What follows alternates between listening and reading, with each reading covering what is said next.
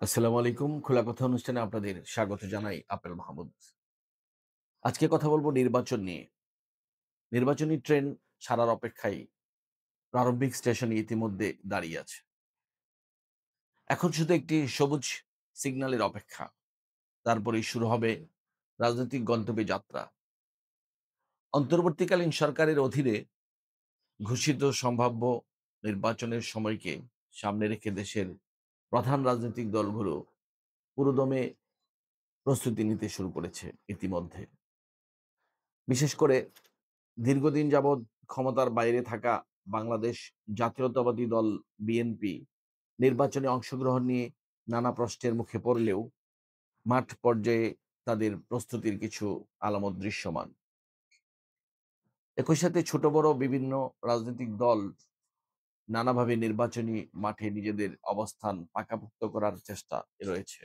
এই প্রেক্ষাপটে সবচেয়ে আলোচিত ও কিছুটা বিস্ময় জাগানো দল হিসেবে আবির্ভূত হয়েছে বাংলাদেশ জামাতে ইসলামী। একসময় নিষিদ্ধ ঘোষিত ও নিবন্ধন বাতিলের মতো বাধার মুখে পড়া এই দলটি এখন আবার রাজনৈতিক মাঠে সরব হয়ে উঠেছে।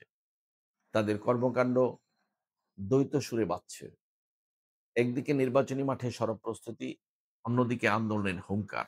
দলটির একাধিক নেতা জনসভায় স্পষ্ট ঘোষণা দিচ্ছেন তারা আগামী জাতীয় সংসদ নির্বাচনে সরকার গঠনের মতো আসন পাবে। সম্প্রতি ১৯ সেপ্টেম্বর শুক্রবার চট্টগ্রাম নগরীর এক জনসভায় জামাতে ইসলামীর চট্টগ্রাম অঞ্চলের পরিচালক মোহাম্মদ শাহজাহান বলেন, আগামী জাতীয় নির্বাচনে জামাতে ইসলামী সরকার গঠনের মতো আসনে বিজয়ী হবে। জামাতে ইসলামী সরকারি দল হবে, বিএনপি যেতে হবে বিরোধী দলে। এই বক্তব্যে স্পষ্টভাবে প্রতিফলিত হয় দলটির আত্মবিশ্বাস কিংবা অনেকে বলেছেন রাজনৈতিক উচ্চাকাঙ্ক্ষা।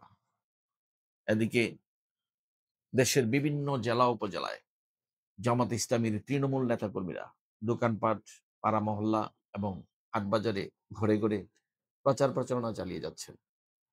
ইতিমধ্যে অনেক এলাকায় তাদের মনোনয়ন প্রত্যাশীদের নাম ঘোষণা করা হয়েছে, যা থেকে বোঝা যায় তারা নির্বাচনের অংশগ্রহণ নিয়ে মোটেও দ্বিধায় নেই।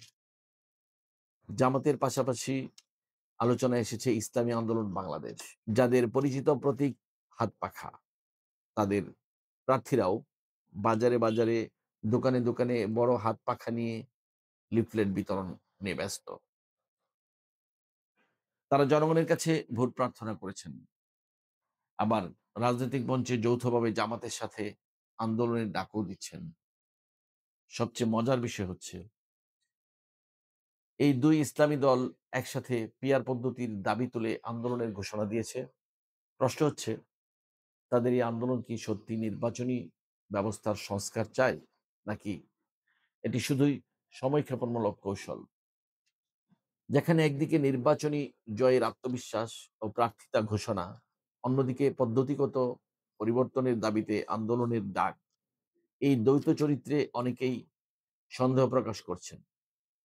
কেউ কেউ বলছেন তারা হয়তো নির্বাচন প্রক্রিয়াকে বিলম্বিত করতেই কৌশল আঁটছেন।